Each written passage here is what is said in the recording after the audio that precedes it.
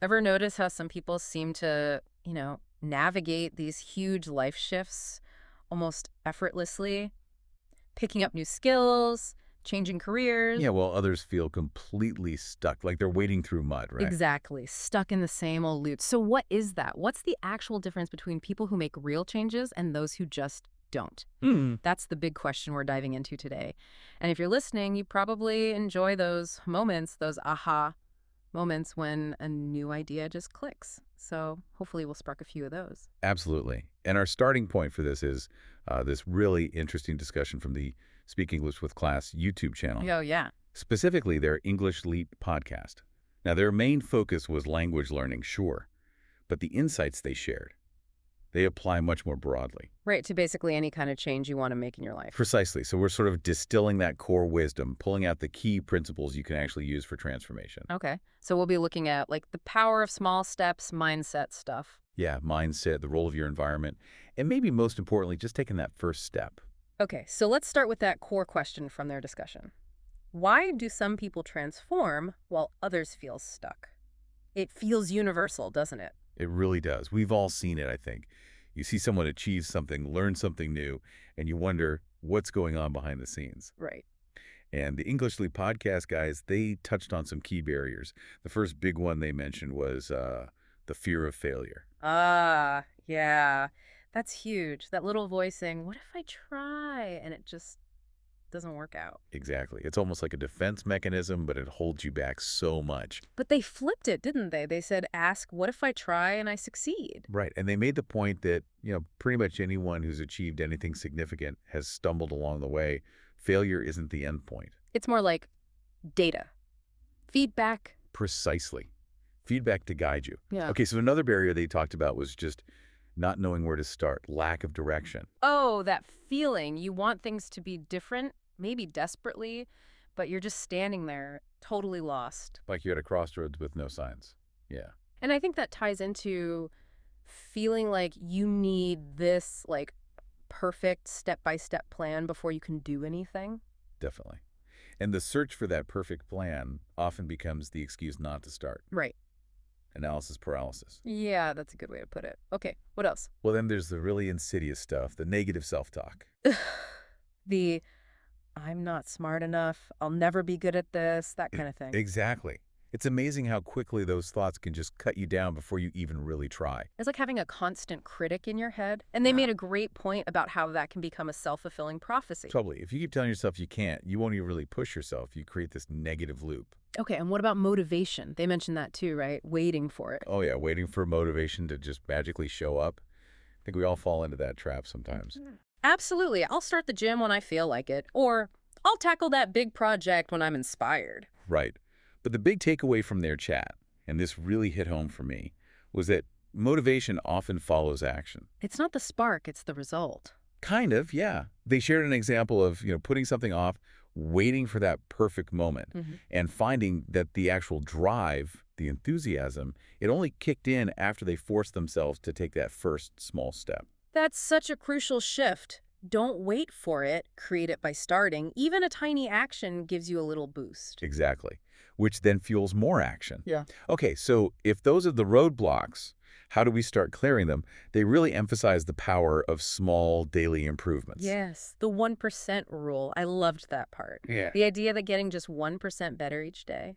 Leads to being, 37 times better over a year? It's huge. It's like compound interest for personal growth. Amazing. It is, and they linked it really well to habits, drawing from atomic habits. Yep. The idea isn't just about getting a tiny bit better. It's about changing who you are.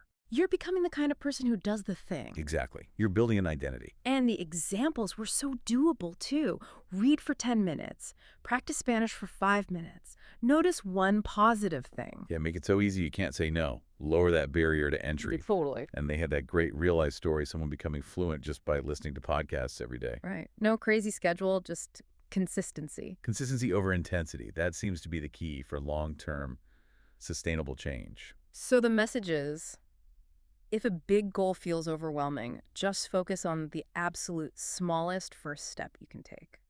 Okay, so action is key. Small steps are powerful. What about mindset? You mentioned that earlier. Yes, mindset is critical. They talked a lot about the growth versus fixed mindset difference. Okay, refresh my memory on that. So growth mindset is believing you can improve, that abilities aren't set in stone. You can develop them with effort. Right. And fixed is. Fixed is thinking, I'm either good at this or I'm not. Your talents are just fixed traits. And you can see how that would impact everything, how you handle challenges, whether you even try new things. Absolutely. And they connected this to the reticular activating system, the RAS. Ah, the brain's filter. Like when you buy a red car and suddenly see red cars everywhere. Exactly that. Your brain looks for what you tell it to focus on. Yeah. So if you're constantly feeding it negative self-talk, It finds evidence to prove you right. Ugh. but the flip side is true too. Focus on positive things like I'm making progress, and your brain starts noticing that. Which leads to actively trying to reprogram your thinking. What strategies did they suggest? Well, affirmations were a big one, the deliberate positive self-talk, like saying, I am getting better at this every day. Okay. Then visualization, actually picturing yourself succeeding, seeing it happen in your mind. Hmm. And also gratitude practice, consciously focusing on what's going well, which helps you see opportunities instead of just problems. So these aren't just fuzzy ideas, they're like tools to rewire your brain. Essentially, yes. You're actively shifting those neural pathways over time, creating a better mental environment for growth. Now, another thing they tackled was procrastination. Oh, the classic. Waiting for the perfect time that never comes. Exactly. That feeling that you need to be 100% ready before you start. But does that moment ever really arrive? Rarely, if ever. And this links back to that done is better than perfect Yeah. idea.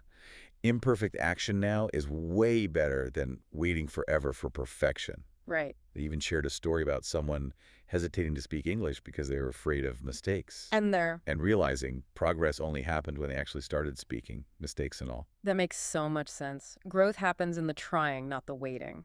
And every little step, even if wobbly, builds confidence. Builds momentum, builds confidence, exactly.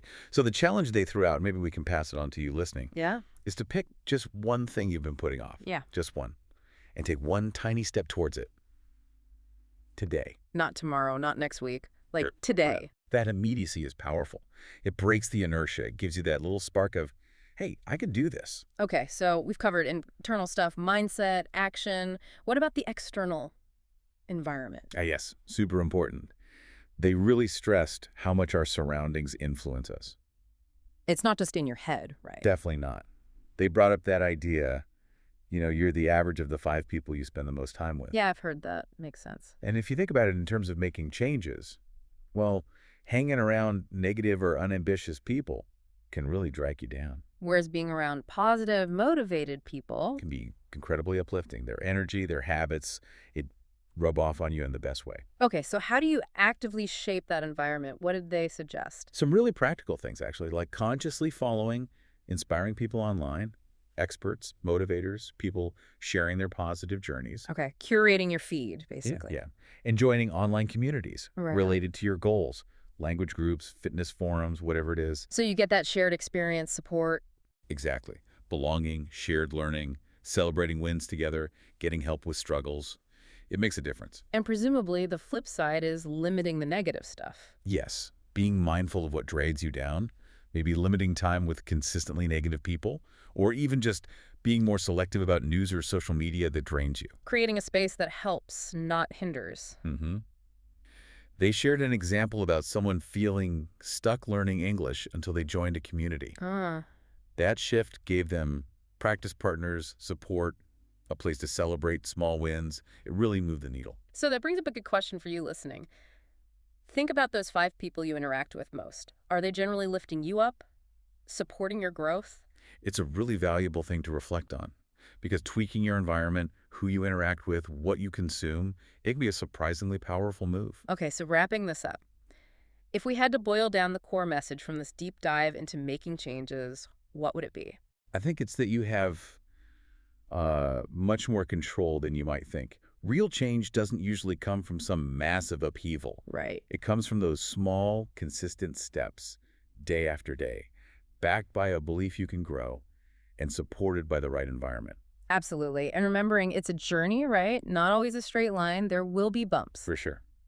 but every small step counts towards where you want to go. So, like they urged on the podcast, we encourage you listening.